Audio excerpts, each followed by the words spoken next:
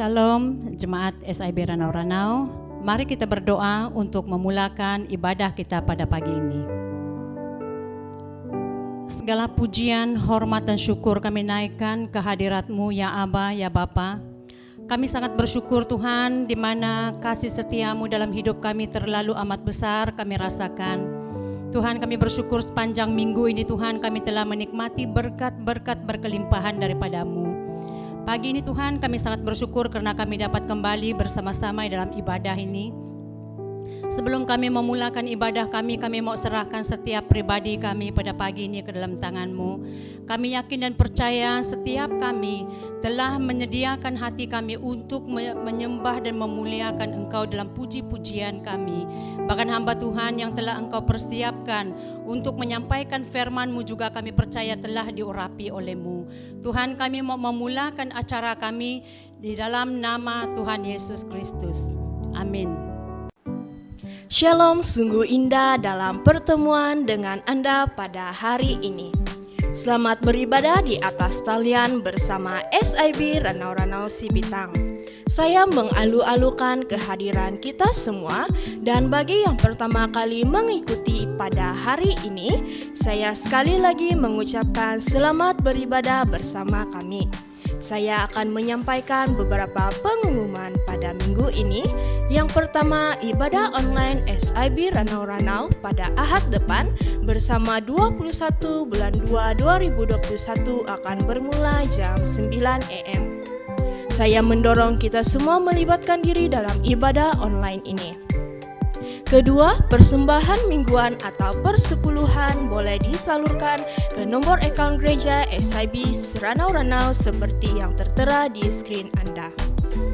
Transaksi boleh dilakukan dengan IBG Transfer atau Interbank Giro sahaja.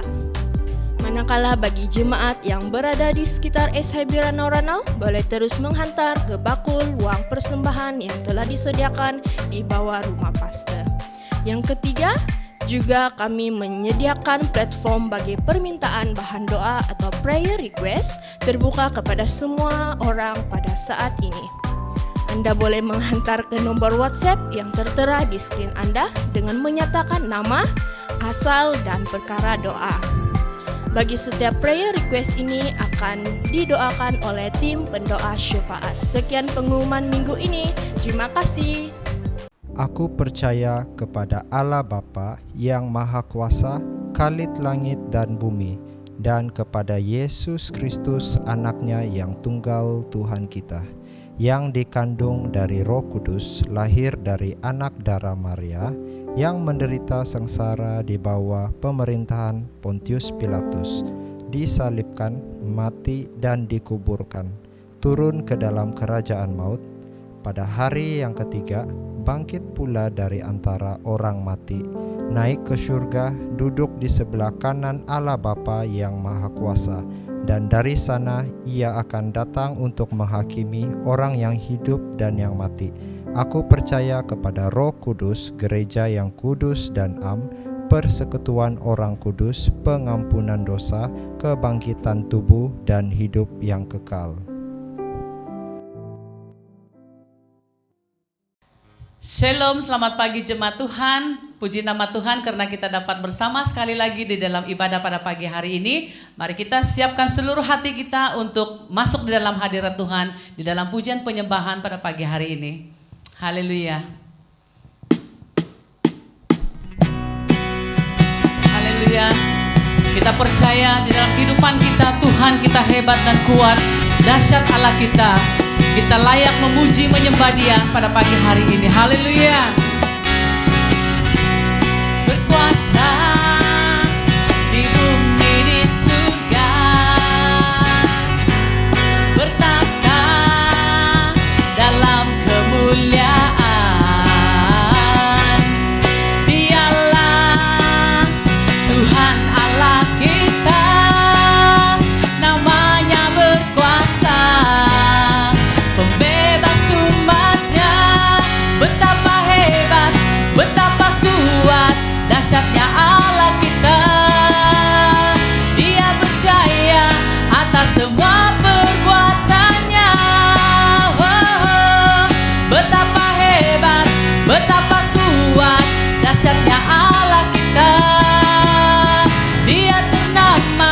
Yesus Raja segala raja, Tuhan Allah kita. Haleluya. Mari kita agungkan Tuhan kita, Tuhan kita yang luar biasa, berkuasa di bumi di surga, bertata dalam kemuliaan. Dialah Tuhan Allah kita, namanya berkuasa, pembebas umatnya.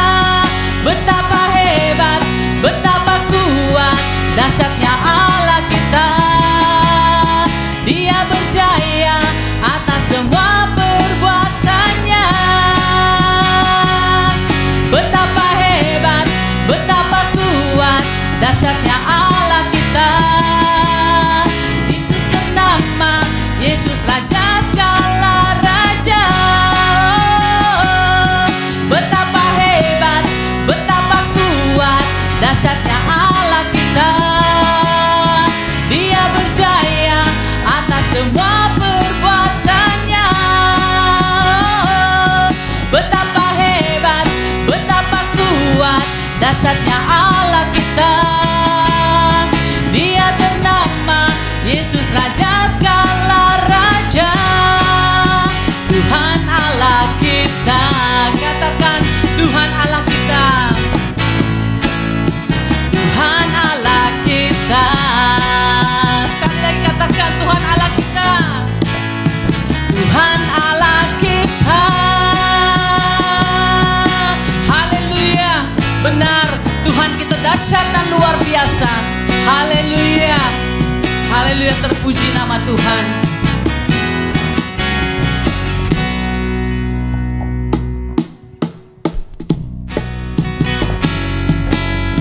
Mari kita naikkan pujian ini. Tuhanku maha besar, Tuhan kita maha kuasa, Dia Raja di atas segala raja.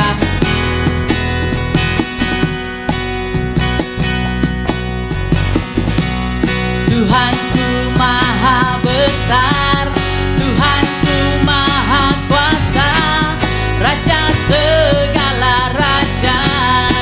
Amin. Dia takkan tergoyahkan, Dia takkan terkalahkan, Dia hidup dan berkuasa.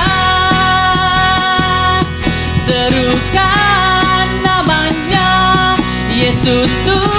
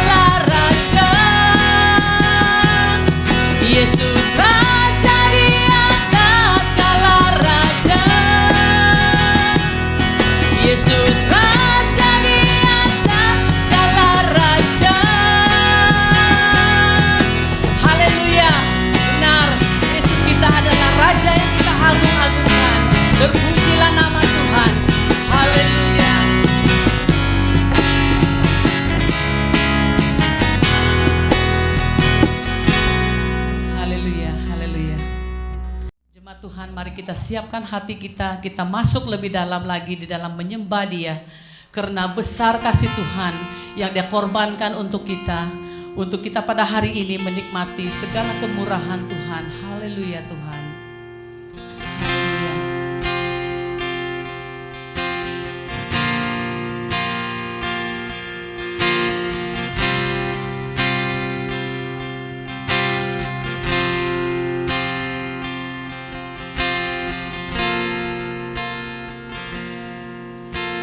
Besar, mulia kasih-Mu, Kau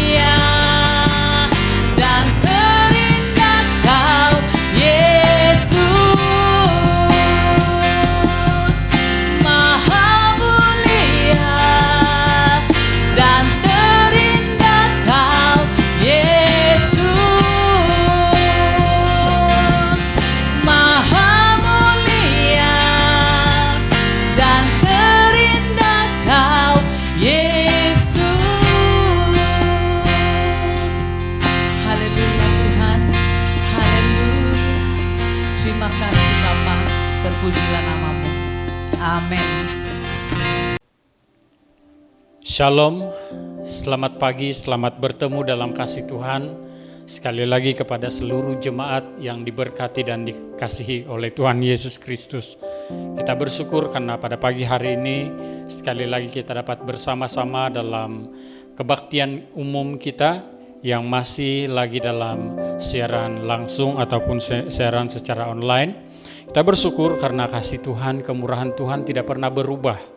Walau dalam apa keadaan pun kita tidak dapat melihat ataupun kita tidak dapat bersama-sama, tetapi Tuhan Yesus yang kita sembah adalah Allah yang sama, yang memberkati kita, yang senantiasa hadir ataupun ada dalam kehidupan kita senantiasa. Sebelum kita mulai lanjut untuk ibadah kita pada pagi hari ini, mari saya bawa kita untuk berdoa. Kita berdoa bersama-sama. Kita serahkan hati dan seluruh jiwa kita, seluruh hidup kita, seluruh persekutuan kita untuk kemuliaan kebesaran nama Tuhan Yesus. Mari kita berdoa. Allah Bapa yang Maha Kuasa, kami bersyukur ya Tuhan karena pada hari ini kami dapat berkumpul bersama-sama di dalam kebaktian ini ya Bapa. Kami serahkan hidup kami ke dalam tangan-Mu. Kami serahkan seluruh tubuh, roh, dan jiwa kami. Kami percaya Bapa bahwa Engkau hadir bersama-sama dengan kami, Engkau senantiasa berserta dengan kami, dan Engkau memberkati dimanapun kami berada dalam ibadah ini. Terima kasih Bapa di surga, sebentar nanti Tuhan kami akan mendengarkan firman-Mu. Biarlah firman-Mu, kebenaran firman-Mu berbicara kepada kami langsung dalam hati kami, dalam hidup kami, agar nama-Mu dipermuliakan, ditinggikan, diagungkan. Dalam nama Tuhan Yesus kami berdoa. Haleluya. Amin. Sekali lagi saya ucapkan shalom, selamat pagi, selamat bertemu dalam kasih Tuhan kepada seluruh jemaat yang dikasihi dan diberkati Tuhan. Saya senang untuk membaca satu petikan firman Tuhan, yaitu yang terdapat di dalam 1 Korintus pasal 13 ayat yang pertama sampai ayat yang ke-13. Saya akan baca keseluruhan ayat ini dan kalian iringi dalam pembacaan masing-masing, dan biarlah firman Tuhan ini sendiri berbicara kepada kita, berkata-kata kepada kita. Mari saya bacakan 1 Korintus 13 ayat 1 sampai ayat yang ke-13. Tulisan pekat hitam di atas, kasih. 1 Korintus 13 ayat 1. Sekalipun aku dapat berkata-kata dengan semua bahasa manusia dan bahasa malaikat, tetapi jika aku tidak mempunyai kasih, aku sama dengan gong yang berkumandang dan canang yang gemerincing. Sekalipun aku mempunyai karunia untuk bernubuat, dan aku mengetahui segala rahasia dan memiliki seluruh pengetahuan, dan sekalipun aku memiliki iman yang sempurna untuk memindahkan gunung, tetapi jika aku tidak mempunyai kasih, aku sama sekali tidak berguna. Dan sekalipun aku membagi-bagikan segala sesuatu yang ada padaku, bahkan menyerahkan tubuhku untuk dibakar, tetapi jika aku tidak mempunyai kasih, sedikit pun tidak ada faedahnya bagiku. Kasih itu sabar, kasih itu murah hati, ia tidak cemburu, ia tidak memegahkan diri dan tidak sombong, ia tidak melakukan yang tidak sopan dan tidak mencari keuntungan diri sendiri. Ia tidak pemarah dan tidak menyimpan kesalahan orang lain. Ia tidak bersukacita karena ketidakadilan, tetapi ia bersukacita karena kebenaran. Ia menutupi segala sesuatu, percaya segala sesuatu, mengharapkan segala sesuatu, sabar menanggung segala sesuatu. Kasih tidak berkesudahan. Nubuat akan berakhir, bahasa roh akan berhenti, pengetahuan akan lenyap. Sebab pengetahuan kita tidak lengkap dan nubuat kita tidak sempurna. Tetapi jika yang sempurna tiba, maka yang tidak sempurna itu akan lenyap. Ketika aku kanak-kanak, aku berkata-kata seperti kanak-kanak. Aku merasa seperti kanak-kanak, aku berpikir seperti kanak-kanak. Sekarang sesudah aku menjadi dewasa, aku meninggalkan sifat kanak-kanak itu. Karena sekarang kita melihat dalam cermin suatu gambaran yang samar-samar, tetapi nanti kita akan melihat muka dengan muka. Sekarang aku hanya mengenal dengan tidak sempurna, tetapi nanti aku akan mengenal dengan sempurna, seperti aku sendiri dikenal. Demikianlah tinggal ketiga hal ini, yaitu iman, pengharapan, dan kasih. Dan yang paling besar diantaranya ialah kasih. Saudara yang dikasihi Tuhan, begitu panjang pembacaan kita pada pagi hari ini yang menyatakan kepada kita tentang kasih. Kasih kepada sesama manusia. Nah, saudara dikasihi Tuhan, minggu kemarin kita sudah belajar dengan tema firman Tuhan yang saya bawakan, karena pada bulan Februari ini saya sengaja untuk bawa kita belajar tentang kasih. Dan kasih yang telah kita belajar ataupun tema yang telah kita belajar minggu lalu adalah warna kasih. Dan bila kita telah belajar warna kasih yang merupakan kuasa, merupakan peranan, yang juga merupakan jaminan untuk kehidupan kita, kita pada kali ini saya ingin membawa kita untuk belajar lagi di dalam pembacaan ini tentang satu tema yang saya bawa untuk kita pelajari, yaitu ekspresi kasih. Bagaimana kita mengekspresikan kasih kita kepada Tuhan, bagaimana kita dapat mengekspresikan kasih kita kepada diri sendiri, bagaimana kita dapat mengekspresikan kasih kita terhadap sesama.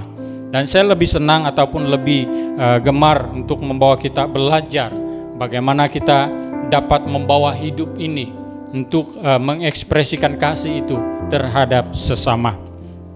Dalam pembacaan kita sebentar tadi, kita sebenarnya sedang membaca ataupun sedang melihat nasihat ataupun apa yang Paulus tulis, catatkan di dalam suratnya kepada jemaat di Korintus. Sebenarnya Paulus sedang menjelaskan tentang kasih yang sedang ataupun yang harus dimiliki oleh setiap orang.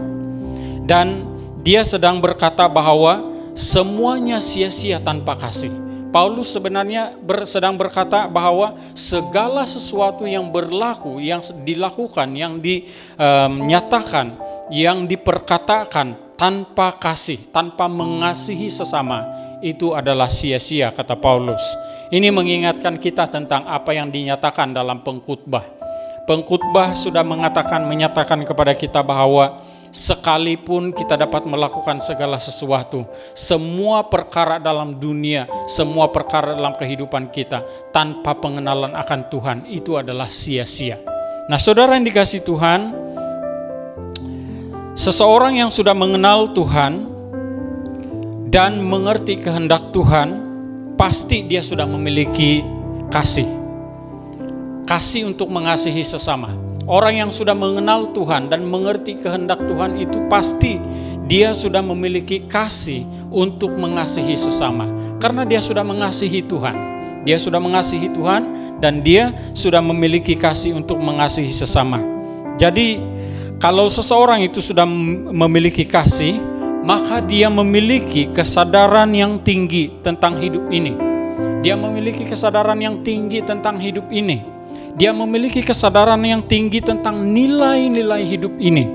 Dia juga memiliki kesadaran yang tinggi tentang nilai kebersamaan dengan orang lain. Nilai penyerahan dan nilai penyembahan yang benar di hadapan Tuhan juga itu mengiringi hidupnya. Nah, saudara yang dikasihi Tuhan, ekspresi kasih.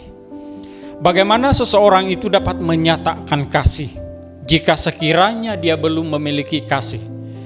Saudara yang dikasihi Tuhan, seseorang yang belum kenal Tuhan tidak mungkin dapat menyatakan Tuhan itu kepada orang lain. Begitu juga dengan kasih. Seseorang yang tidak memiliki ataupun belum memiliki kasih sepenuhnya dalam kehidupan dia, yang belum dapat mengasihi dirinya sendiri, yang belum dapat mengasihi orang lain dalam kehidupannya, tidak mungkin dia dapat menceritakan ataupun menyatakan kebenaran kasih. Dia hanya boleh mungkin meniti di bibir ke bibir. Tetapi apa yang orang lihat, apa yang orang nampak dalam kehidupan dia, itu sama sekali berbeda dengan apa yang dia katakan. Nah, saudara yang dikasihi Tuhan, berbanding dengan orang-orang percaya, orang-orang Kristen, orang-orang yang sudah memiliki kasih, dia akan karena dia sudah memiliki kasih, maka dia boleh ceritakan, dia boleh kongsikan, dia boleh berikan kasih itu kepada orang lain, dan orang akan merasakan itu. Nah, saudara yang dikasihi Tuhan, kalau kita melihat apa yang diungkapkan dalam kitab Mazmur, keseluruhan kitab Mazmur, sebenarnya kita dapat melihat suatu sikap atau perbuatan yang meluap dengan ekspresi kasih ataupun penyembahan kasih kepada Tuhan oleh pemazmur. Nah, saudara yang dikasihi Tuhan, pemazmur ini dia kenal Tuhan, dia tahu Tuhan, dia merasakan Tuhan dalam kehidupan dia. Dia tahu bahwa Tuhan itu adalah sumber pertolongan dia, sumber perlindungan bagi dia. Nah, dia tahu kalau Tuhan itu bila dia berseru kepada Tuhan, maka Tuhan dapat mendengar dan dapat menjawab, dapat memberikan apa yang dia perlukan dalam kehidupan dia. Nah, itu adalah sikap pemazmur ketika dia mengekspresikan kekagumannya, kasihnya, bahkan penyembahannya kepada Tuhan. Dan saudara yang dikasihi Tuhan, pemazmur juga tahu bahwa Tuhan tidak pernah gagal dalam memberkati dia. Saudara yang dikasihi Tuhan, demikian juga kita perlu mengekspresikan kasih itu melalui penyembahan, melalui kasih kita kepada Tuhan dengan segenap hati, dan untuk melengkapi apa yang kita katakan kita mengasihi Tuhan itu tidak lengkap kalau kita tidak juga mengasihi orang lain ataupun sesama kita. Karena itulah tuntutan Tuhan, itulah perintah Tuhan. Karena Tuhan Yesus mengatakan ataupun firman Tuhan mengatakan bahwa sesiapa yang mengatakan aku mengasihi Tuhan tetapi membenci saudaranya, dia adalah pendusta. Oleh sebab itu saudara yang dikasihi Tuhan, kita perlu miliki kasih dan perlu mengekspresikan kasih sama seperti apa yang Paulus telah nyatakan dalam surat 1 Korintus pasal 13 ayat 1 sampai ayat yang ke-13 ini. Saudara yang kasih Tuhan, kita kembali kepada konteks kita, yaitu ekspresi kasih kita kepada sesama, terhadap sesama. Terdapat beberapa perkara yang Paulus sentuh yang merupakan dasar utama bagi orang percaya supaya dapat dilihat, dapat dirasakan, dapat dinikmati dari hasil hidup orang-orang percaya melalui kasih. Dan kata utama yang mewarnai perkataan Paulus di sini sebenarnya berkata, jika aku tidak mengasihi orang lain, atau dia katakan tanpa kasih, saya tidak ada apa-apa. Without love, I am nothing. Itulah perkataan Paulus. Tanpa kasih, sekalipun aku dapat melakukan segala sesuatu, sekalipun aku dapat membagi-bagikan segala sesuatu, sekalipun aku mengerti segala sesuatu dalam dunia ini, tanpa kasih, jika aku tidak mengasihi orang lain, saya tidak punya apa-apa. Nah, dalam ayat yang ke-6, ayat yang ke-4 dan sampai ayat yang ke-6, Paulus menyatakan beberapa perkara yang penting yang perlu dapat dipakai untuk mengekspresikan kasih kepada orang lain. Nah, sekurang-kurangnya saya dapat lihat ataupun saya dapat berikan di sini, sekurang-kurangnya paling kurang 10 perkara yang kita dapat lihat di sini, yaitu kalau kita baca dari ayat yang ke-4 sampai ayat yang ke-6, itu ada 10 perkara yang Paulus sudah utarakan ataupun nyatakan kepada jemaat di Korintus supaya mereka lakukan, supaya mereka kerjakan, supaya mereka perhatikan, supaya mereka perhalusi dalam kehidupan mereka sebagai ekspresi kasih mereka kepada sesama. Karena tidak dapat dinafikan bahwa dalam kehidupan manusia ini sejak dari dahulu sampai sekarang dan untuk selama-lamanya, kita akan diperhadapkan dengan berbagai karena hidup ataupun berbagai keadaan hidup, berbagai keadaan manusia yang ada di depan kita, sekalipun itu keluarga kita, sekalipun itu adalah orang-orang terdekat dengan kita. Nah, saudara yang dikasihi Tuhan, perkara yang pertama yang Paulus telah nyatakan di sini ialah tentang kesabaran. Sabar. Saudara, berbeda dengan orang yang tidak mengenal Tuhan. Kesabaran itu berbeda. Kesabaran itu berbeda, mungkin berbeda. Tetapi saya pernah melihat banyak orang yang tidak kenal Tuhan, tetapi tahap kesabaran mereka, tahap pengertian mereka tentang kesabaran itu lebih tinggi, lebih baik, lebih menghargai kesabaran itu berbanding dengan segelintir orang-orang yang menamakan diri mereka orang percaya. Saudara yang dikasihi Tuhan, kita perlu kembali kepada perkataan ini. Apa yang Paulus tekankan di sini ialah sabar. Sabar. Kesabaran itu adalah gambaran kasih yang mewarnai ataupun merupakan keperluan dalam kehidupan kita. Karena kesabaran ini mengatasi segala sesuatu. Kesabaran ini mengatasi segala sesuatu dalam kehidupan kita. Kesabaran ini mengatasi kebencian, kejahatan dan sebagainya. Kalau kita melihat di dalam Roma pasal yang ke-12 ayat yang ke-12. Roma pasal 12 ayat 12, saya akan bacakan ini.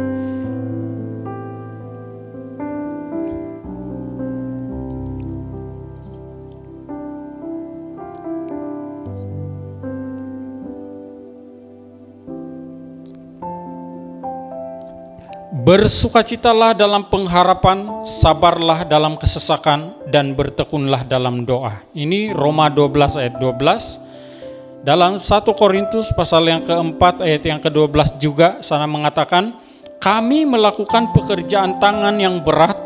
Kalau kami dimaki, kami memberkati. Kalau kami dianiaya, kami sabar.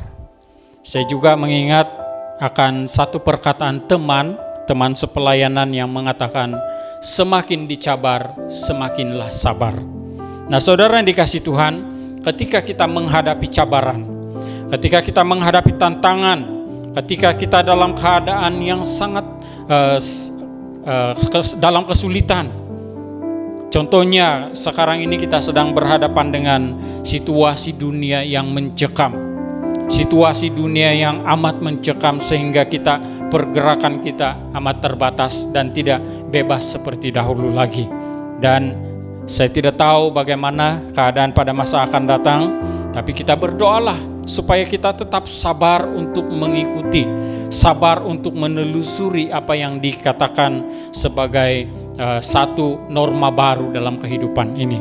Nah, saudara, kadang-kadang kita diperhadapkan dengan orang-orang yang menguji kesabaran kita. Mungkin itu adalah di kalangan keluarga, di kalangan orang-orang terdekat dengan kita. Kita diperhadapkan dengan orang-orang yang begitu menguji kesabaran. Tetapi sabarlah, sabar sahaja. Itu mengatasi segala sesuatu. Nah, itu merupakan ekspresi kasih kita kepada orang lain. Kalau orang yang tidak sabar, dia akan kehilangan kasih. Karena kita perlu tahu, kita perlu ingat bahwa pada akhir-akhir nanti, kata firman Tuhan, banyak orang yang akan kehilangan kasih. Dan salah satu daripada kasih ataupun salah satu daripada kasih yang hilang itu adalah kesabaran. Nah, saudara yang dikasihi Tuhan, perlu hati-hati. Jadi bersabarlah. Tanamkan kekuatan untuk bersabar bagi kemuliaan nama Tuhan Yesus Kristus dan bagi kesejahteraan sesama kita. Yang kedua, kita dapat melihat di sana ekspresi kasih melalui perkataan yang dinyatakan oleh Paulus dalam ayat yang keempat sampai ayat yang keenam. Di sana yaitu murah hati ataupun baik hati. Saudara, bentuk kasih dalam diri seseorang yang kedua ialah murah hati ataupun baik hati. Firman Tuhan ataupun Paulus menulis dalam beberapa suratnya yang dia kirimkan kepada semua jemaat di beberapa tempat itu, dia katakan, hendaklah kebaikan hatimu diketahui semua orang. Jangan gagal menjadi baik, kata Paulus. Jadi itu adalah firman Tuhan. Murah hati atau baik hati ini merupakan salah satu daripada cara kita untuk dapat mengekspresikan kasih kita terhadap sesama. Orang yang memiliki kasih memiliki kemurahan hati atau kebaikan hati. Dia tidak hitung-hitungan. Dia tidak terlalu berkira dengan apa yang dia lakukan. Karena dia tahu dia harus melakukan itu karena dia mengasihi orang lain. Nah, selalu memberi dengan murah hati. Walaupun kadang-kadang ada orang yang memberi bukan karena dia berkelimpahan, tetapi itulah sikap yang Tuhan tuntut dalam kehidupan kita, yaitu murah hati, baik hati. Baik hati terhadap sesiapa saja, bukan terhadap sesama orang percaya saja, tapi terhadap semua orang. Tidak pilih siapakah dia, apakah suku bangsa dia, apakah dia beragama, apakah dia berwarna kulit yang bagaimanakah, itu tidak perlu kita kisah. Yang penting kita nyatakan kita punya kemurahan hati, kebaikan kita kepada orang lain. Itulah ekspresi kasih kita terhadap sesama. Nah, saudara, dalam Injil Matius pasal yang ke-5 ayat yang ke-7, berbahagialah orang yang murah hatinya, karena mereka akan beroleh kemurahan. Saudara, sangat baik kalau orang percaya ini ataupun kita sebagai orang-orang percaya ini dapat mengekspresikan kasih kita kepada sesama dengan kemurahan ataupun dengan kebaikan hati kita. Senang untuk memberi sesuatu dengan murah hati atau senantiasa memperlihatkan kebaikan dari diri kita melalui kasih yang terpenting, menyatakan Tuhan Yesus dalam kehidupan kita. Yang ketiga, ini yang perlu kita hati-hati dalam kehidupan kita, yaitu jangan kita iri hati. Nah, iri hati atau cemburu adalah sikap yang banyak mendatangkan kerugian dan yang akhirnya mengungkapkan dosa dalam kehidupan kita. Bila cemburu atau iri hati semakin menguasai, maka itu akan menimbulkan keinginan yang tidak pantas di hadapan Tuhan. Sebabnya Paulus di dalam surat ini telah menyatakan kepada kita tentang perkataan ataupun dalam ayat yang keempat ini, kasih itu sabar, kasih itu murah hati, dia tidak cemburu ataupun dia tidak iri hati. Saudara, kenapa perkataan iri hati ini disebut oleh Paulus di sini ataupun cemburu ini disebut oleh Paulus? Karena banyak orang yang tidak paham ataupun tidak mengerti tentang kehidupan dia, sehingga hidupnya penuh dengan kecemburuan, hidupnya penuh dengan iri hati, sehingga akhirnya dia jatuh dalam dosa. Oleh sebab itu, saudara yang dikasihi Tuhan, kasih itu tidak iri hati. Jadi kalau kita mau ekspresikan kasih kepada orang lain, jangan hati kita itu, pikiran kita itu, hidup kita itu dikuasai oleh kecemburuan. Yang seterusnya, kalau kita dapat lihat di sini dalam ayat yang keempat, tidak memegahkan diri. Tidak memegahkan diri dalam kata lain, yang keempat ini, tidak cakap besar. Tidak cakap besar ini, cakap besar adalah sikap seseorang yang seolah-olah semua perkara di dalam dunia ini dia tahu. Kalau berbicara tentang hitam, dia pun berbicara tentang hitam. Kalau berbicara tentang putih, dia pun berbicara tentang putih. Kalau berbicara tentang kebaikan, dia pun berbicara tentang kebaikan. Dan segala-galanya dia tahu. Tetapi pada hakikatnya, dia tidak tahu apa-apa. Saudara yang dikasihi Tuhan, cakap besar adalah perkara yang ditegah ataupun dicegah oleh Paulus yang berlaku dalam kehidupan kita. Karena kasih itu tidak cakap besar ataupun tidak kasih itu tidak sombong ataupun tidak menyatakan perkara-perkara ataupun memegahkan dirinya sendiri di hadapan orang. Yang kelima yaitu kesombongan. Sombong Kadang-kadang saya mendengar ada orang yang mengatakan tentang sombong rohani. Bagi saya sombong itu tidak rohani, karena itu ditegah oleh firman Tuhan. Kesombongan itu ditegah oleh firman Tuhan. Kesombongan itu bagi saya adalah perkara-perkara yang di luar daripada kerohanian. Oleh sebab itu saudara yang dikasihi Tuhan, jangan sombong. Kasih itu tidak sombong. Sombong ini kadang-kadang melihat ataupun memandang rendah terhadap orang lain. Itu bukan kasih. Tetapi kasih itu senantiasa memberikan suatu tempat ataupun memberikan ruangan kepada orang lain, baik itu orang yang tidak setaraf dengan kita ataupun yang tidak sehaluan dengan kita. Kita tetap pelihara hubungan kita, relasi kita dengan mereka. Itu adalah perkara yang dapat kita lakukan sebagai ekspresi kasih kita kepada orang lain. Tidak sombong. Yang seterusnya, tidak melakukan hal yang tidak sopan. Tidak melakukan yang tidak sopan. Nah, saudara dikasih Tuhan, kasih itu tidak melakukan perkara-perkara yang tidak sopan. Ini menurut apa yang sudah dinyatakan, yaitu tidak berkasar, ataupun dalam kata lain tidak berkasar terhadap orang lain. Kasih itu tidak berkasar, tidak berkata-kata kasar ataupun kesat terhadap orang lain. Jadi bagaimana kita dapat mengekspresikan kasih kita kepada orang lain? Kita harus kembali kepada firman Tuhan bahwa kasih itu lemah lembut. Kasih itu lemah lembut. Kita dapat melakukan ataupun menasihati orang lain dengan lemah lembut. Kita dapat memberikan teguran kepada orang lain dengan lemah lembut, bukan dengan cara yang kasar ataupun kita punya kehidupan. Kita punya kehidupan adalah kehidupan yang lemah lembut oleh karena kasih Tuhan sudah meresap dalam kehidupan kita. Yang ketujuh, kita dapat melihat di sini kasih itu tidak penting diri sendiri. Kasih itu tidak penting diri sendiri. Kasih itu saling memperhatikan di antara sesama.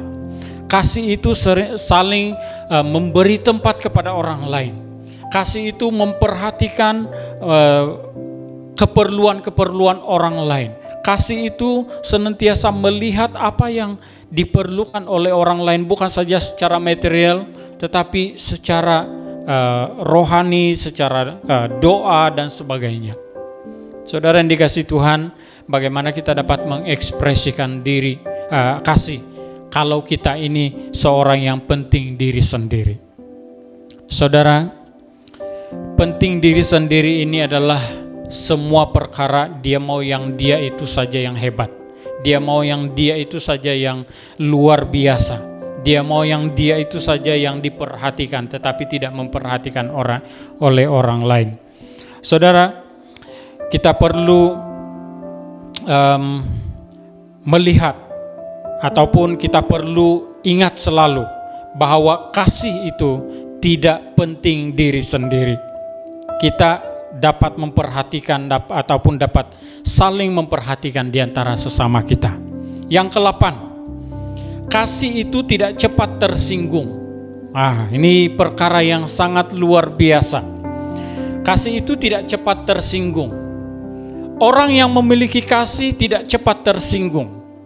Tetapi orang yang tidak memiliki kasih itu selalunya mudah tersinggung. Orang senyum dari jauh pun dia sudah lain-lain pikiran.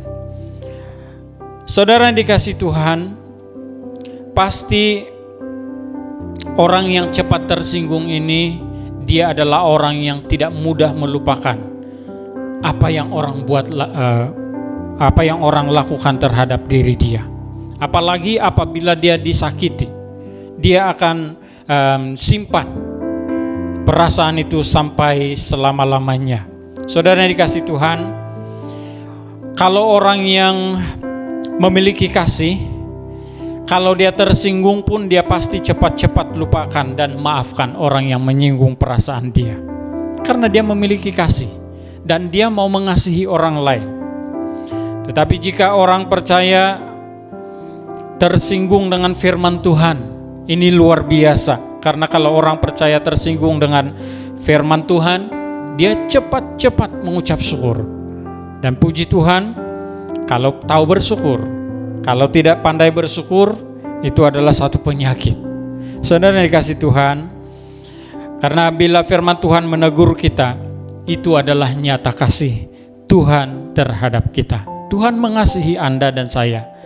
Itu sebabnya dia menegur. Dan bila dia tegur, dia memberikan kasihnya kepada kita.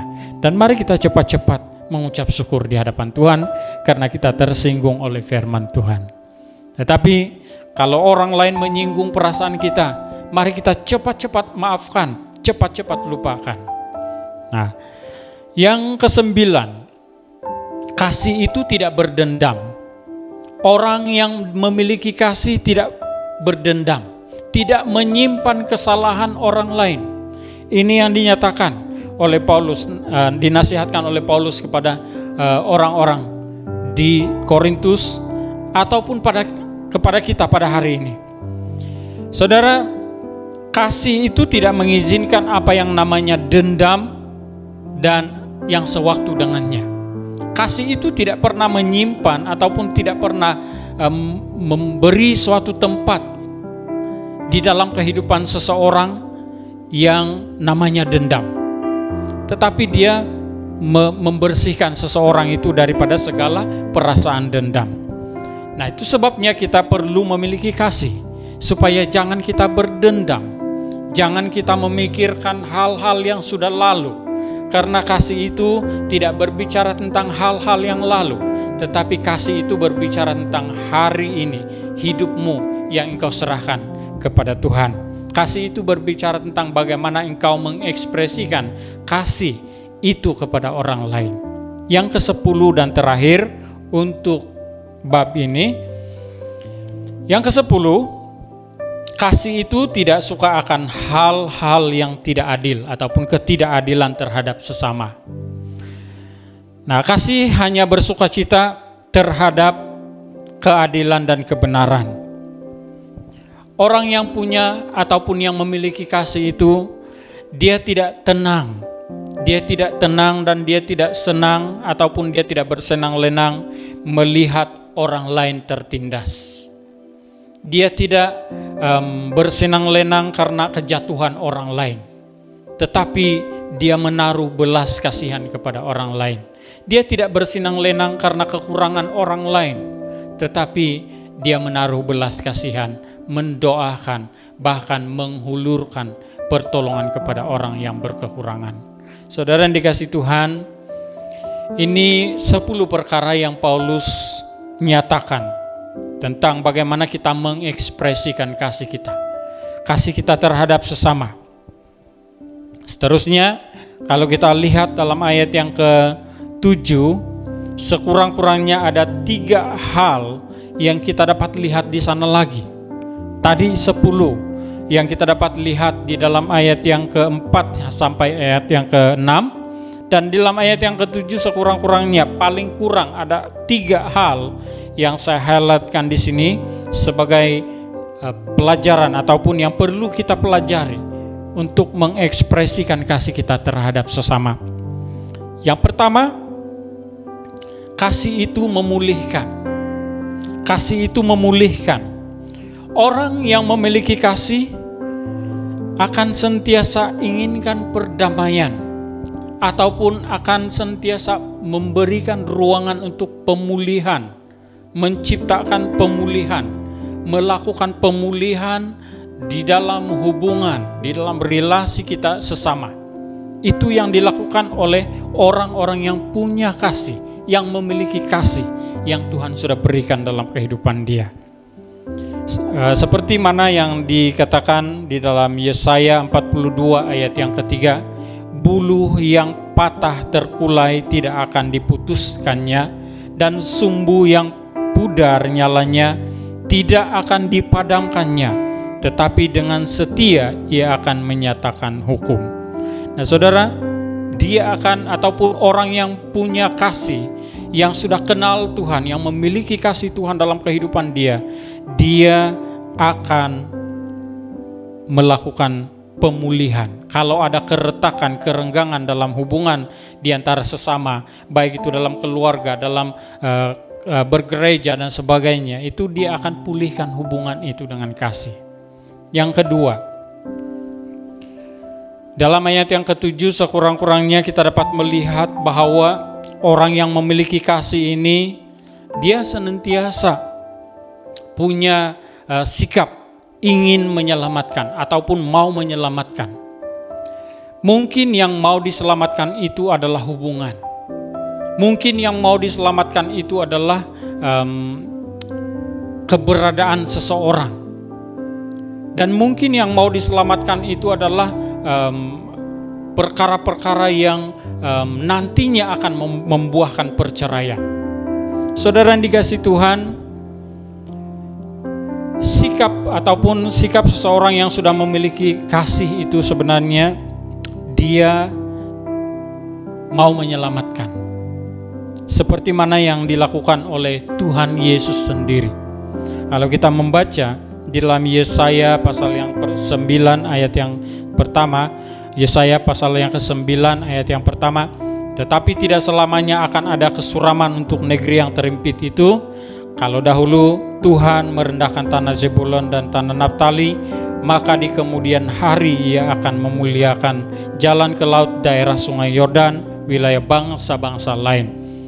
Poin yang saya ambil di sini adalah tetapi tidak selamanya akan ada kesuraman untuk negeri yang terimpit itu. Apa yang dilakukan oleh Tuhan Yesus ataupun Allah yang Maha Kuasa terhadap kita semua pada hari ini. 2000 tahun yang lalu ataupun beberapa masa yang lalu, kita sebenarnya adalah orang-orang yang sedang dalam keadaan terhimpit, sedang dalam keadaan yang tidak terpandang, tetapi Tuhan mengangkat kita karena Dia menyelamatkan, Dia mau menyelamatkan kita dari hukuman dosa yang telah kita lakukan. Maka pada hari ini kita perlu contohi sikap dan perbuatan itu, yaitu menyelamatkan, memulihkan, menyelamatkan keadaan-keadaan tertentu dalam kehidupan setiap orang ataupun dalam keluarga. Orang yang memiliki kasih, yang ketiga ialah dia memperbaiki dan memotivasikan. Ini adalah sikap orang-orang yang sudah memiliki kasih dan mengekspresikan kasih itu kepada orang lain, yaitu dia punya sikap untuk memperbaiki dan memotivasikan. Kalau kita melihat dalam Yohanes pasal yang ke-8 ayat 1 sampai ayat yang ke-11, di mana ketika Tuhan Yesus sedang berada di suatu tempat, datanglah orang-orang membawa seorang perempuan yang didapati berbuat zina. Mereka menempatkan perempuan itu di tengah-tengah dan berkata kepada Tuhan Yesus, "Guru, perempuan ini tertangkap basah ketika sedang berbuat zina. Maka menurut hukum Taurat," kata mereka, "perempuan ini perlu direjam dengan batu." Tapi Tuhan Yesus katakan kepada mereka, "Barang siapa di antara kamu yang tidak berdosa, hendaklah ia yang pertama melemparkan batu kepada perempuan itu." Maka di situ para masa yang datang untuk menghukum perempuan ini sebenarnya mereka satu persatu tinggalkan tempat itu. Dan Tuhan Yesus mengatakan kepada perempuan itu, "Hai perempuan, di manakah mereka? Tidak adakah seorang yang menghukum engkau?" Lalu perempuan itu menjawab, "Tidak ada Tuhan." Lalu kata Yesus, "Aku pun tidak menghukum engkau. Pergilah dan jangan berbuat dosa lagi mulai dari sekarang." Saudara yang dikasihi Tuhan, Tuhan Yesus bukan saja memperbaiki kehidupan atau cara beriman orang ramai yang meluap dengan kemarahan mereka dan sedang menggunakan hukum Taurat untuk menghukum seseorang, tetapi Tuhan Yesus juga memperbaiki dan memotivasikan perempuan yang kedapatan bersalah itu sebenarnya. Sepatutnya inilah sikap orang percaya. Sepatutnya inilah yang perlu kita terapkan dalam kehidupan kita, yaitu memperbaiki dan memotivasikan orang lain. Jangan menjadi orang Kristen yang suka menghakimi orang lain. Jangan menjadi orang Kristen, orang percaya yang suka melihat kesalahan orang lain. Tetapi milikilah kasih untuk memperbaiki dan memotivasikan orang lain. Kasih itu selalu memperkembangkan, bukan mematikan. Kasih itu memberi pertumbuhan. Orang yang sudah memiliki kasih itu memberi pertumbuhan. Sentiasa memberi pertumbuhan kepada orang lain, menyuburkan pertumbuhan orang lain. Itulah yang dilakukan oleh orang-orang yang sudah punya kasih ataupun sudah memiliki kasih. Dia memiliki kasih untuk memberi pertumbuhan ataupun menyuburkan pertumbuhan orang lain. Nah, kesimpulan di sini saudara yang dikasihi Tuhan, mari kita pastikan setiap saat dalam kehidupan kita untuk dapat mengekspresikan kasih kita kepada sesama.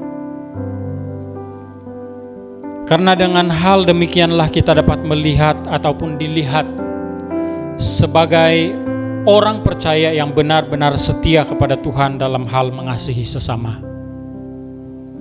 Beberapa kali dalam surat-surat Paulus menyatakan agar hendaklah kebaikan hatimu diketahui oleh semua orang, kata Paulus. Dan firman Tuhan itu berkata kepada kita semua pada hari ini. Hendaklah kebaikan hati kita, hendaklah kasih itu dapat kita ekspresikan setiap hari, setiap saat dalam kehidupan kita kepada siapa saja. Tidak kira siapapun dia, kedudukan dia, suku bangsa dia, agama dia, kita perlu mengasihi. Kita perlu ekspresikan kasih kita kepada semua orang, kepada alam, kepada Tuhan terutamanya. Kasih itu harus dengan sepenuh hati, karena tidak ada hukum yang menentang kasih. Karena yang terbesar itu adalah mengasihi sesama, mengasihi Tuhan. Sampai di sini renungan kita pada pagi hari ini. Kita bersyukur karena Tuhan memberkati kita semua dalam ibadah kita pada hari ini. Mari kita berdoa. Saya pimpin kita dalam doa dan saya akan nyatakan kepada kita tentang perkara-perkara yang perlu kita doakan. Kita doakan terus-menerus kehidupan kita ke depan ini. Kita percaya bahwa Tuhan senantiasa menyertai kita karena itu janjinya. Dan kita terus-menerus berdoa tentang kehidupan bergereja agar kita dapat mengekspresikan kasih kita kepada sesama, kepada Tuhan dan kepada alam ini. Mari kita berdoa bersama-sama. Saya pimpin dalam doa. Terpuji dan termulialah nama-Mu Bapa, Tuhan yang kami sembah dan tinggikan dalam nama Tuhan Yesus Kristus. Kami bersyukur ya Bapa karena kami sudah selesai mendengarkan firman-Mu. Tuhan, kami tidak cukup kuat untuk melakukan segala sesuatu yang telah kami dengar ini. Tapi Tuhan, kami percaya Roh Kudus akan senantiasa memberikan kami kekuatan itu untuk melakukan apa yang Tuhan kehendaki dalam hidup kami. Istimewa firman-Mu yang kami belajar, bagaimana kami dapat mengekspresikan kasih kami terhadap sesama kami, terhadap Engkau dan terhadap alam ini ya Bapa. Tuhan Yesus, terima kasih berkati seluruh jemaat-Mu yang sudah berada di dalam kebaktian ataupun ibadah kami pada hari ini. Sesungguhnya Tuhan, kami sangat percaya penyertaan-Mu tidak pernah luput ataupun tidak pernah berakhir daripada kehidupan kami. Karena Engkau sudah berjanji, Engkau menyertai kami sampai Maranatha. Tuhan Yesus, terima kasih, berkatilah seluruh jemaat-Mu dimanapun mereka berada. Berkatilah segala sesuatu yang diusahakan, dikerjakan, perniagaan-perniagaan. Berkatilah kesehatan kami semua ya Bapa. Terpujilah nama-Mu Tuhan, termulialah Engkau Bapa di sorga. Jemaat Tuhan yang dikasihi dan diberkati Tuhan, Tuhan memberkati engkau dan melindungi engkau. Tuhan menyinari engkau dengan wajah-Nya dan memberi engkau kasih karunia. Tuhan menghadapkan wajah-Nya kepadamu dan memberikan engkau damai sejahtera. Diberkatilah engkau di kota dan diberkatilah engkau di ladang. Diberkatilah buah kandunganmu, hasil bumimu dan hasil ternakmu, yakni anak lembu sapimu dan kandungan kambing dombamu. Diberkatilah bakulmu dan tempat adonanmu. Diberkatilah engkau pada waktu masuk dan diberkatilah engkau pada waktu keluar. Kasih karunia dan damai sejahtera dari Tuhan Bapa kita dan dari Tuhan Yesus Kristus menyertai kamu. Dalam nama Yesus kami berdoa. Amin. Haleluya, puji Tuhan. Saya percaya kita sudah diberkati lewat ibadah sebentar tadi. Mari kita tetap kekalkan momentum iman kita kepada Tuhan kita Yesus Kristus. Sehingga berjumpa lagi di ibadah minggu depan. Bye.